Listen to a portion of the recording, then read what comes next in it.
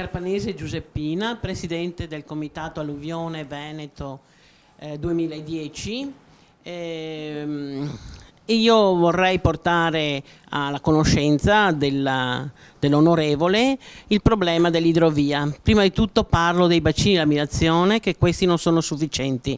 Si è cominciato a prepararli, però non risolvono il problema della parte sud di Padova, e quindi le piene del Bacchiglione, le piene del Brenta sono un grossissimo pericolo. Ogni autunno e anche ogni primavera, perché può capitare anche così, noi viviamo al cardiopalma, è una cosa terribile. Questa idrovia, che è un'incompiuta, è un problema per la politica, non riusciamo a capire perché. Dal 2010 noi la stiamo spingendo in tutte le maniere e c'è la politica che invece ha delle grosse resistenze. Allora lei, come futuro presidente, cosa pensa di fare, che spinta potrà dare in questo, perché siccome con il Salva, lo Sblocca Italia, sono state sbloccate alcune opere, fra queste c'era anche la Orte Mare, e per noi questa è una cosa intanto molto pericolosa. Domande concise, perché siete tantissimi. Sì, molto pericolosa, perché era in collegamento con la camionabile che distruggeva l'idrovia. Questa è la domanda che io le pongo. Rispondiamo subito? Rispondiamo subito, prego. Allora, la signora Giuseppina mi dà la possibilità di rispondere ad un tema, diciamo di affrontare un tema a me molto caro, perché nel 2010 ero vice sindaco quando anche la mia città, Vicenza, è stata colpita duramente dall'alluvione.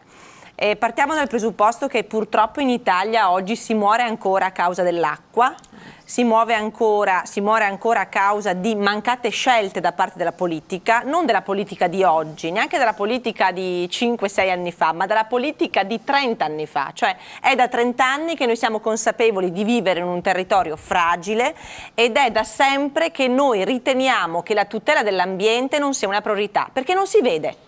Cioè non sono quelle azioni che fanno consenso, perché non si vedono. Allora, io credo che il tema dell'idrovia vada affrontato, vada realizzata un'opera che aiuterebbe fortemente la diminuzione di problematiche legate alle alluvioni. Non possiamo consentire, e qui vediamo delle immagini che parlano, no?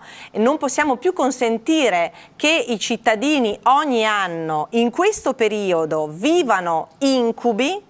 Stamattina io ero proprio nella Bassa Padovana a fare una visita alle aziende, alle eccellenze della zona, e mi dicevano anche loro: guardi, noi abbiamo una difficoltà in più, non soltanto resistere alla crisi, ma noi dobbiamo addirittura far fronte a una problematica che non possiamo controllare. Allora io credo l'idrovia va realizzata e va anche sottolineato al governo quali secondo noi sono le priorità, e lo faremo perché intanto dobbiamo sicuramente efficientare anche quel tipo di trasporto, dobbiamo efficientare il trasporto su rotaie per evitare una cementificazione ulteriore, quindi un mangiare il nostro territorio, che è una delle cause del dissesto idrogeologico, e dobbiamo quindi dare una risposta di certezza e di sicurezza a quei cittadini che ancora oggi, se non sbaglio, attendono dei rimborsi.